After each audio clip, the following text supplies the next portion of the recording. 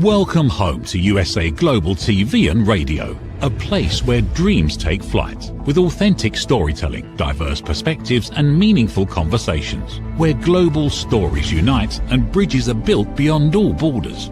Discover world-class education, entertainment, hope and inspiration. Together, we're building bridges worldwide. Subscribe to our channel, USA Global TV. Download our app, USA Global TV. Be our guest or join our team. Visit usaglobaltv.com.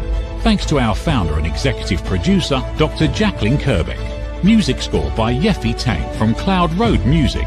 Voiceover artist Mike Porter. Creative direction by Paul Garcia. USA Global TV and Radio. Your home for global connection. All rights reserved. This video and its contents are the exclusive property of USA Global TV and Radio. Unauthorized use, duplication or redistribution in any form is strictly prohibited. What happens when you have a TV show titled Unscripted and you have no topic and you have a person from the media industry, me, and you have a world-class publicist? What will the topic be? Who knows? We're going to find out. We are very excited to welcome MIKKELSON from Creative Edge. Mickey, thank you for joining us today. Thank you so much for having me, Dr. Jacalyn. I know that Doug Lawrence was supposed to be here today. There was a situation in place, so I, as his publicist, decided I would come on and save the day. So I hope thank you for having me. Thank you so much. You know what I love about this? First of all, we love Doug. A big round of applause to Doug. Absolutely. And we love you. You have sent us so many people over the years. I really appreciate you. And the people you work with are top notch. But for today, we found a solution. And that is what I think is so important about life. We're always planning everything out and everything doesn't always go our way. But before we get into the topic, which is no topic, I want to have you introduce yourself because as I mentioned, you are working with some of the top people in the world, providing them opportunities to get visibility. So tell us about you and Creative Edge. So I've been in the publicity business since 2015. I started with one author out of Winnipeg. Her name is Miranda O. And within that, we were able to build our business. We represent over 100 authors worldwide, New York Times bestsellers, USA Today bestsellers. I'm the sole publicist for 6 small press publishers.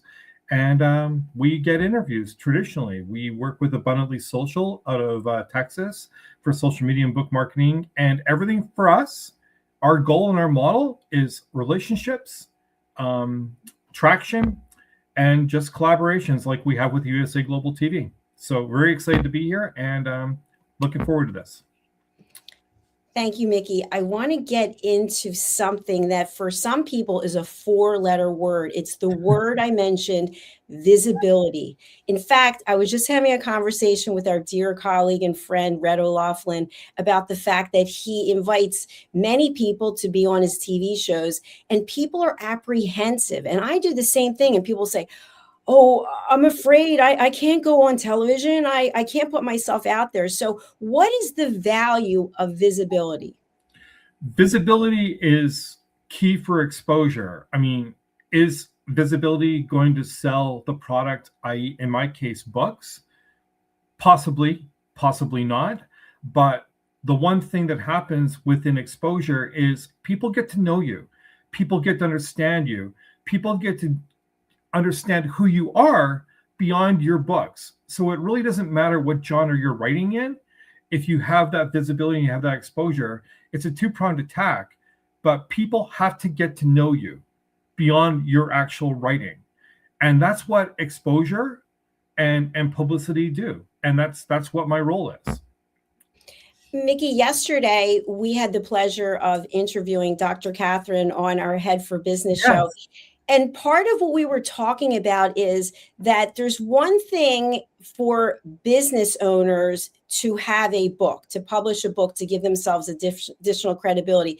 But there's another aspect of authors as business owners. And what I found so many times in interviewing authors is they don't actually think about that aspect. They think, okay, I wrote a book and people are going to buy it. But in order to get it purchased, you need publicity. You need people to know about it. So what can you share with someone who's thinking of writing a book about the importance of considering the marketing and publicity aspect of it? Every author who writes a book, and especially self-published indie authors, they need a plan in place before launching that book. They need to determine what their brand and their vision is, and then execute that plan, whether it be through a publicist like myself, a personal VA assistant, or their own entity. They need to develop that plan in place and make sure that they're comfortable with their branding and such, and be able to pivot with that. There's so many authors, you're right, Dr. Jacalyn, there's so many authors who don't understand this aspect of the business. They're really good at writing, they're really good at designing, they're really good at branding themselves. They're just not really good at reaching out after the fact because they haven't got a set plan in place. So having a set plan is the first key component, and then executing that plan is second, obviously. Absolutely. Thank you for that answer. So if we look at writing a book, getting a book published, some people want to be a New York Times bestselling author. Some people want to be USA Today, Indie. And some people just want to do it for the credibility. Other people want the money. So when you're looking for clients, or when you're reviewing, because you get a lot of people coming before you, do you make a decision as to whether or not you accept them based on what their goal is? I want to be rich and famous, or I want to leave a legacy? Every client that I'm contemplating working with, I have interviews with all of them before I make a decision. And I'm usually averaging 10 to 15 interviews because got referrals and all that stuff. My goal in that interview is to determine what they want to do, how they want to do it. If the first thing that comes out of their mouth is, I want to be a New York Times bestseller and I think I'm good enough to do that, I'm likely not going to sign that person, because there are a lot of steps that have to be made before you get to that plateau, especially if you're a self-published debut author.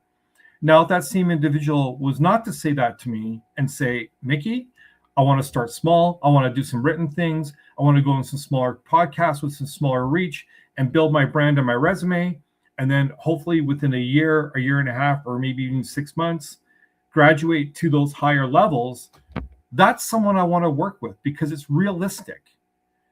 Jumping off the hop and becoming a New York Times bestseller or being on Good Morning America within a month to 2 months, it's unrealistic. And I can't match those expectations. And I wouldn't want to match those expectations. It's better to have building blocks. I know it's a long-winded answer, but I just wanted to make sure it was done in scope. No, I think it's a very comprehensive answer, and I think it makes a lot of sense because you're setting expectations from the beginning. It would almost be like if someone said, I want to do a TV show and I want to have all kinds of awards. Well, you don't even have an audience as of yet. You've got to get out there and get the message. Exactly. So someone comes to you, they have the interview, and then you decide to bring them onto your team. What does that process look like for the onboarding for somebody who's out there right now thinking, you know what, I want to give Mickey a call? What does this engagement look like? We have an hour-long conversation, or however long it takes, and then we make a conscious decision to work together or not. We set up our pricing because each contract is individually priced and different. And then I send the contract, they send me their bio, headshot, all of that.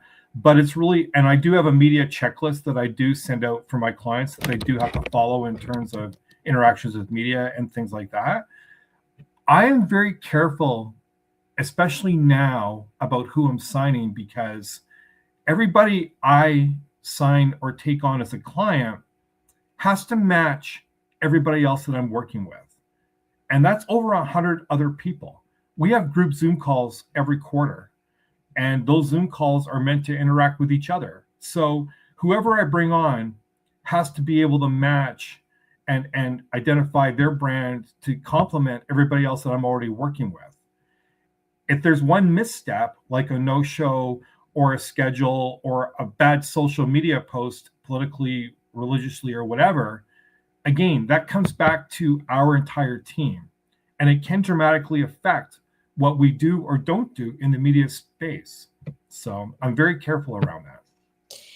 Well, for me, what I hear you saying is that you have created a team, a community that has shared energy, and you introduce Mhm. some negative energy or someone who's not willing to put themselves out there or support the team, and it can bring the whole team down. And I love what you also just shared about social media. I feel the same way. I will see, actually, the other day, someone on our team put something very negative, filled with hatred.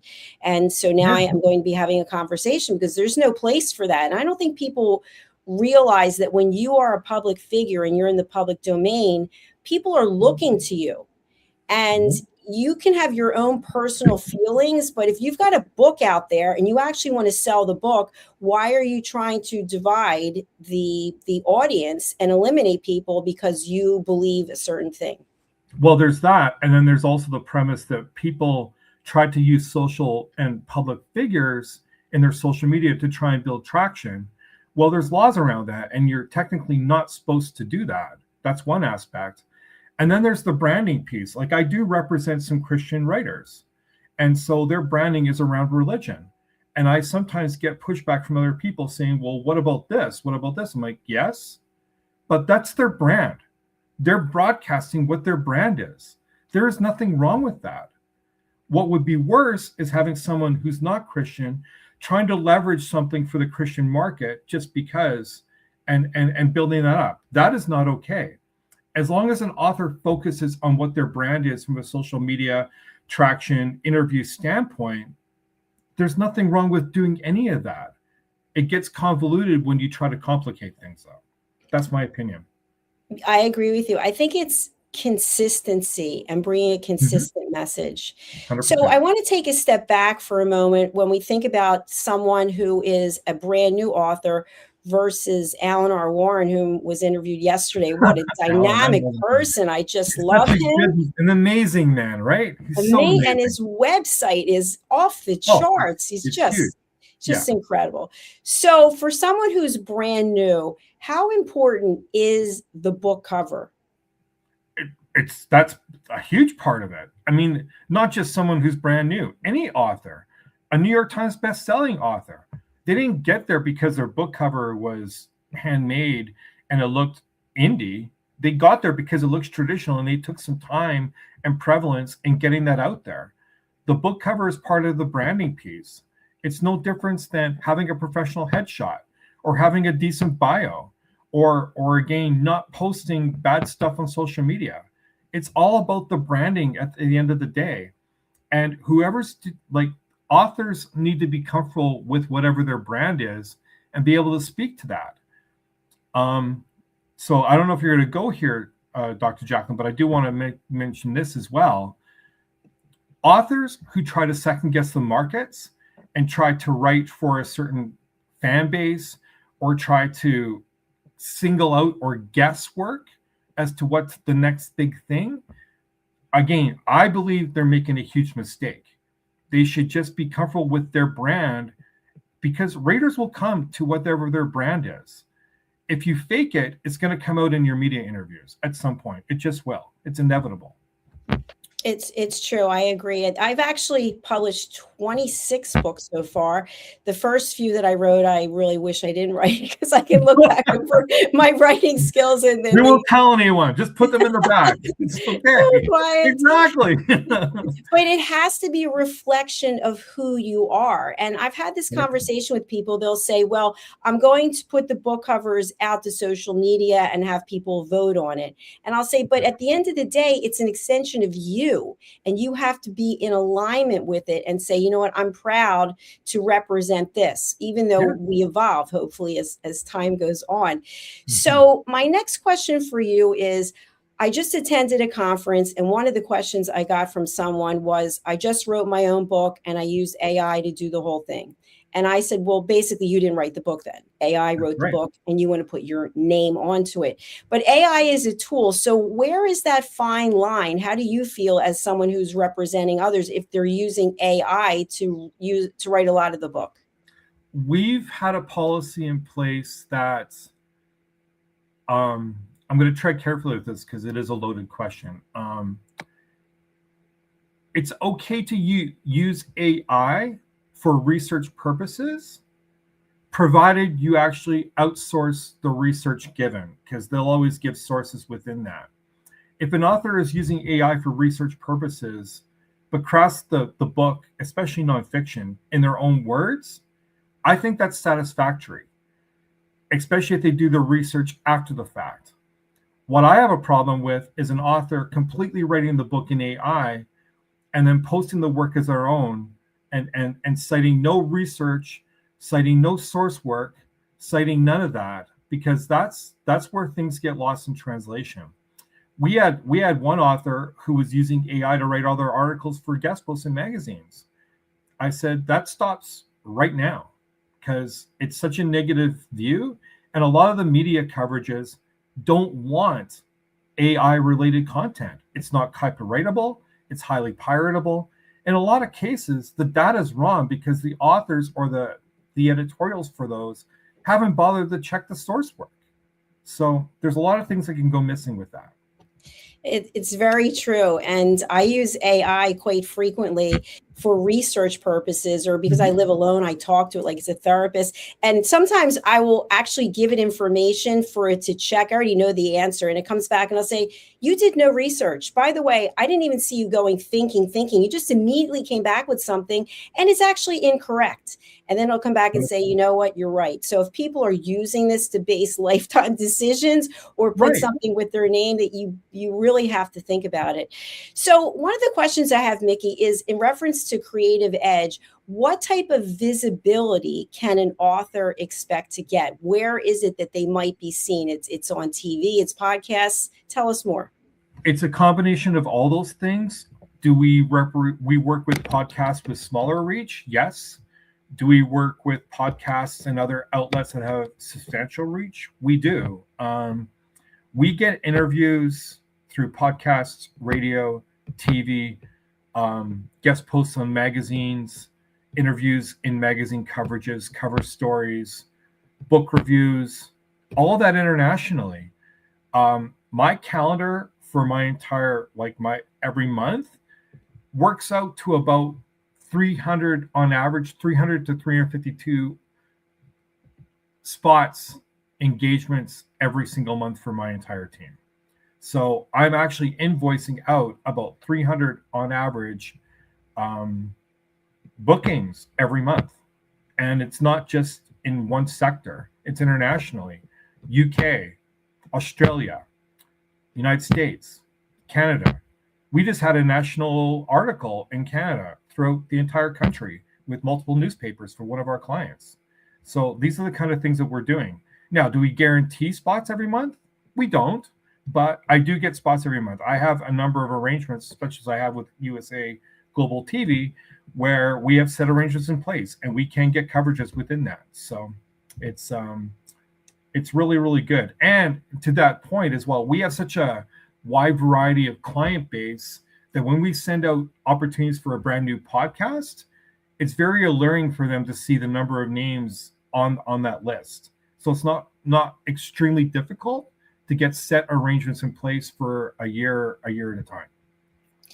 Congratulations. That is really impressive. So for your clients, your authors, how many engagements should they be prepared to do in the course of a month or a year? It depends on who it is in the book. Some clients might only get 2 or 3 outings in 1 month. I've had clients who've had 20 to 25 to 30 things in 1 month. So it really depends on the trajectory of what they want to do and the book at the time. It's not just about new releases where we stop after 6 months. We're actively promoting our backlist just as effectively as we are with our new releases because of the relationships we build, much like our relationship with you. You reach out to me, I send an email to my 100+ team. Next thing you know, there's a spot. It's just how this works. It's exceptional. We've been working together, I don't know if it's 4 or 5 years. 5 years. 5 years, Dr. Jacalyn. And I give you 10 stars. Is the most number of stars you possibly could get. Thank you. I really do appreciate it. Your organization is so well run and you are so professional and easy to work with. So for people who are out there who haven't written a book, I mean, I just talked about this yesterday. It's with one of my colleagues. When is your book coming out? Why don't you have a book? But which way should they go? Should they self-publish on Amazon? Should they try to get an official publisher? I don't even know how that works because I'm completely self-published. What are your thoughts on that? It depends on what they want to do. I mean, if they want to be published through the big 5 publishers, they need an agent to pitch them. Penguin Random House is not going to listen to the indie author trying to pitch their own book. That's just not going to happen. They need an agent to pitch that. Now, there are small presses you can publish with where you don't need an agent. You can simply query and get that through. In fact, I've set up a couple myself that way. But the illusion or the benefit of self-publishing is you get full control. You're in control of everything: the story, the look, the brand, where you want to go, what you want to do, and you get all the money from that. You don't share those royalties. I used to think that traditional publishing always was the way to go. I'm leaning more towards a benefit of both, but we have a lot of indies who have full control over their stuff. And in fact, this last week and a half alone, we had indies who hit #1 on Amazon, and they have full control of their stuff. So there's benefits to both sides. Going traditional will take you a lot longer because you're querying, you're trying to get accepted, all of that. And then from a marketability standpoint, most publishers will only market your book 3 to 6 months, and then they're going on to their next projects. Whereas we're marketing stuff year and a half, 2 years, or at least until the media say no. So that's the difference. Thank you for explaining that.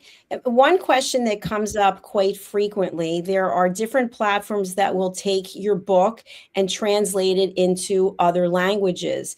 And what I've asked authors is, well, how are you doing in English? How are you doing in sales? Because before you start putting it into other languages, are you mastering your craft in the language that you speak? So that's just what my thought is, but you might have a completely different take. Will you encourage your clients to publish in multiple languages? Eventually, I think you have to have a name first. I mean, I represent a major science fiction fantasy author who's published through one of the big 5. He has multiple books in different languages, but he's also built that reputation up. We have a New York Times bestseller as well, same thing, but they've established themselves.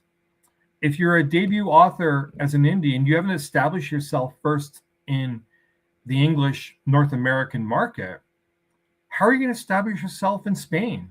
It doesn't make any sense. Building blocks, build one step at a time. Don't go past that. And be confident in yourself as you go through that. That's my advice. And we've interviewed the author whom you're referring to in multiple languages. Very impressive, by the way. He's top notch. Oh, thank you. Yeah, no, he's a great guest. And when you see the website with all the books in all the different languages, it just, I know his name, I'm not saying it, but it just stands out. So does a person lead with the book, or do they lead with their message and the book is the tool? In my opinion, and some people think it's controversial, but we've had high success with our clients, and this is how I market all of my people, genre or not. We lead with the individual. The book, the music, the art, everything is a byproduct of what they do.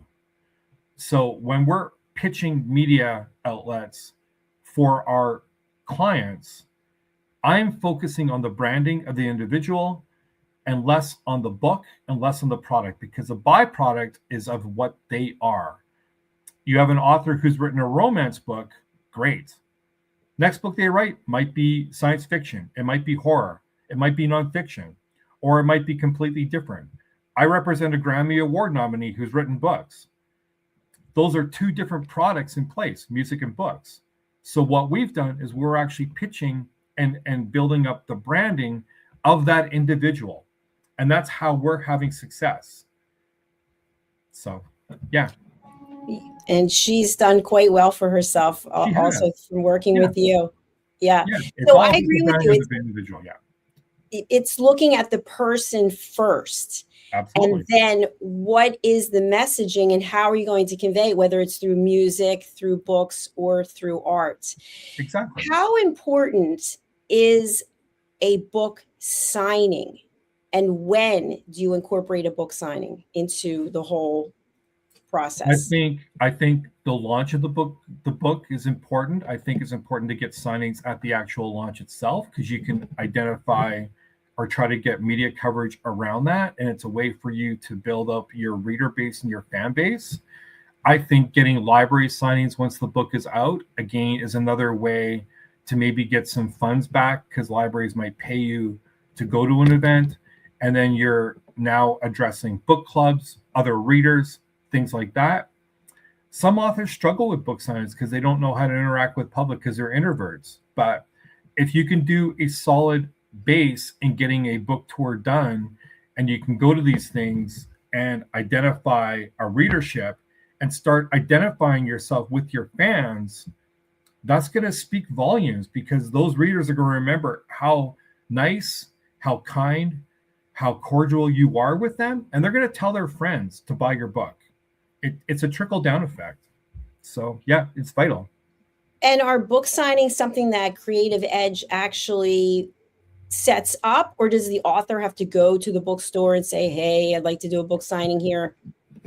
Our golden rule around this is we'll definitely set up signings. We'll definitely set up tours. In fact, the author who's mainstream in the fantasy game we were talking about earlier, we did a full tour for that individual last September. My stance is this: if the author has a personal connection to the bookstore, the media outlet, signing, whatever, they should leverage those personal connections and then CC their publicist, i.e. being me.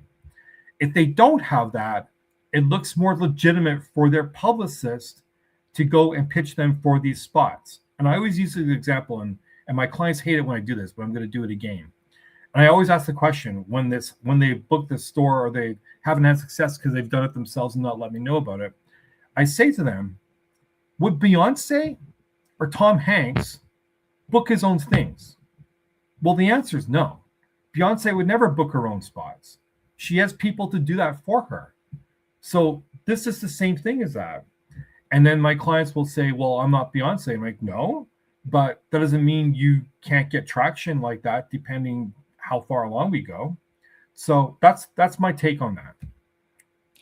I agree with you. And I think one of the topics I also want to look at, because I hear this on a regular basis, and you might hear this as well, but in order to engage, in order to have visibility, you're working with someone like you or someone like me, and there's costs associated with it. There's a cost of doing business, and people will not see that cost of doing business. Well, why should I pay you? Well, why should I hire you?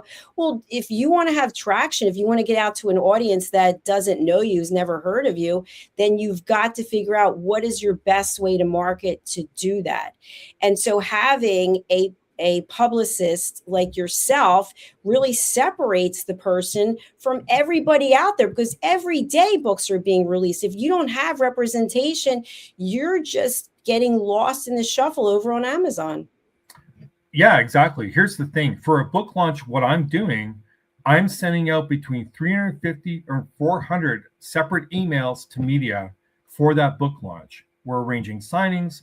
We're drafting a press release. We're doing emails. We're doing follow-ups. We're doing all of that. The author can do this themselves. They don't need me to actually do it. They can find the contacts. They can get them. They can try and draft a release, and they can try and do the follow-ups, and they can do all this. The problem is, if they're doing all of that, they're not writing. They're not focusing on other things that they could be doing. So having someone like myself in your corner, it takes that onus away from you. Now, is there work with this? Absolutely. If I book someone on a show, number one, they better show up. If I book them for a writing article, they better send that article to me within the deadline. There is definitely work involved in working with a publicist, but it's going to be less work and traction and stress if you hire someone like myself rather than try to do everything, plus continue to write other books or do other things.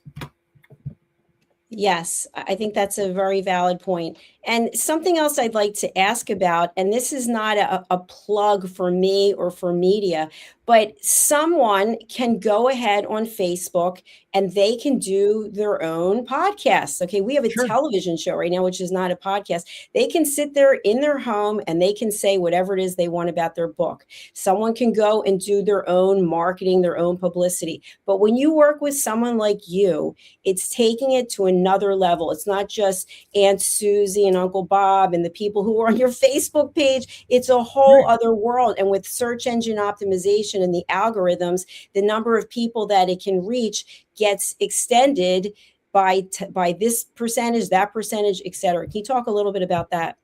Well, and that's the thing, and I don't know if this is going to answer the question, but I do want to go on a bit of a rant around this, because I always have authors asking me, well, what's the reach of this show and why should I do it? I'm like, why does that matter? If you have a strong social media presence and you're able to share the links for your show out and you put on a really good interview, and the show was looking professional enough to put on a good interview for you, why does reach matter? It is not the show's job to actively promote you after that interview's done. They've done their job. They brought you on and let you talk for 5 minutes, 45 minutes, an hour, hour and a half, whatever. They give you that time to format your skills and your branding base. What you do with that after the fact, that's on you. So if you don't get views or you don't get traction because you haven't shared the link out or you don't have a strong social media presence, that's not the show's fault. That's again on you.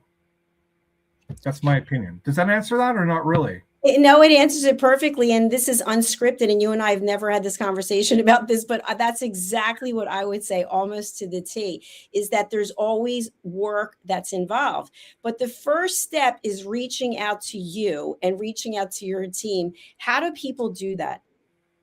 It's a combination of different things. So I insist that all of my authors list me as their publicist on their website so that I get stuff back that I can properly leverage, not just for those individuals, but for the entire team. So that's part of it. We do a lot of sharing around media inside. So if an author brings me an outlet that's reach out, they will CC me or they will let me handle the booking. And then I can handle the booking for everybody else if there's interest there. So that's part of it. And then there's also referrals around that. And then I'm subscribing to a number of places. And again, we have such a wide variety of individuals that we represent, highly skilled in a lot of different areas. When I send out that client list to some podcasts or some radio shows or whatever, they're like, wow, this is amazing. How many people can we book? And this is the reasons why. So it's a very powerful statement. Is it worth getting these opportunities and networking? Absolutely. It's a ton of work, but the benefits are huge. I mean, like in our case, Dr. Jacalyn, we worked together for 5 years. When I first approached you around this 5 years ago, did you think we'd still be working together 5 years later? Honestly. It's amazing. It is, but you know what? You have always been so professional and so good at what you're doing that it's an absolute gift that you have sent us so many both ways. Thank you. So for people out there who are interested in contacting you, who would be a good client? What are you looking for? And are you taking on new clients? I'm always taking on new clients. Again, I want to work with clients who have a vision of what they want to do. They're not second guessing their branding. They're not trying to guess what people want. They just want to do their branding and they're comfortable and they're confident with what they want to do.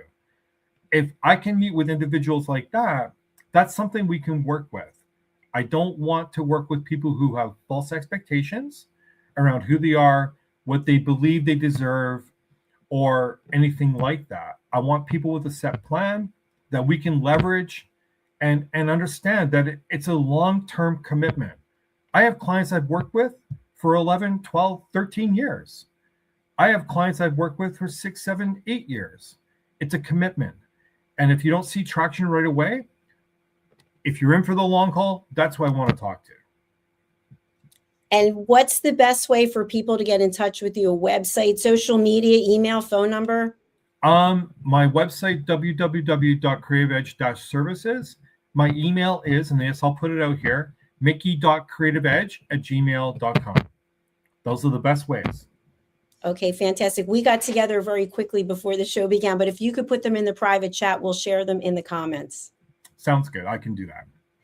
Thank you so much for being here. I really enjoyed this conversation, and I wish you continued success. And again, from the bottom of my heart, thank you for everything that you do for me and for USA Global TV and Radio. Thank you again, and I adore you, and thanks for the opportunity. It was lovely, as always. Thank you very much. Bye for now. Well, please do reach out to Mickey. As I mentioned, I've been working with him for 5 years. You can find a lot of his clients on our shows, The Corner Bookstore, The Wise One, Authentic Achievements. I could go on and on and on. I could literally list off right now a ton of his clients who have been here. Everyone makes an impression, and that impression could be yours, but you have to take action. So if you're sitting there contemplating, should I contact Mickey? You're probably not the right person. But if you're someone who has a plan and you want visibility, please go ahead and contact him. We will have his contact details in the comments. He's going to be dropping them in the private chat there, and reach out and see where it goes. But you've got to be passionate and you've got to be committed. It is a long journey. You're not going to be a flash in the pan. You write a book and the whole world's been waiting for you. Do some research on how many books are actually launched every day. You've got to distinguish yourself and have your own branding. And the way to do that is with Mickey MIKKELSON and Creative Edge. Thank you so much for being here today. If you are watching on YouTube, I know a number of you watch from different platforms. Please consider subscribing to both of our channels. We've earned the YouTube Silver Creator Award on USA Global TV and Radio for over 100,000 subscribers. And we started Dr. Jacalyn Kerbeck about 2 years ago, and we're just about 40,000. So we're working on that for that channel as well. But we have real visibility. We also have distributors who take our content out. And of course, we're on social media. So I'm going to close out by saying this. Each and every one of you has value. Each and every one of you has everything you need right now to take yourself to the next level personally and professionally. But the question is, are you continuing to give away your value? Are you dropping your prices? Are you consistently discounting in your personal life? Are you saying yes, yes, yes, when the answer really is, I don't want to do this? Well, I'd like you to consider to stop giving away your value. This is my newest book, a selfish plug. Here it is, Boundaries, Pricing, and the Business of Respect. Take a look at this video clip, and if it reaches and means something to you, please consider purchasing my book anywhere where fine books are sold. Again, it's called Stop Giving Away Your Value. We'll be back with our next show. How much of your value have you been giving away? Saying yes when the answer should have been no? Lowering your price to secure the opportunity? Giving more while receiving less? Over time, it adds up. Until one moment brings clarity, you've been giving away your value. This is not about working harder. This is not about doing more. It's about boundaries. It's about pricing. It's about respect. From Dr. Jacalyn Kerbeck comes a direct and necessary message. Stop over-delivering. Stop underpricing your expertise. Stop negotiating against yourself. Because when you recognize your value, everything changes. Stop giving away your value. Boundaries, Pricing, and the Business of Respect. Available now wherever fine books are sold and on Amazon. A film by USA Global TV and Radio. Executive producer Dr. Jacalyn Kerbeck. Videographer and cinematic production Paul Garcia.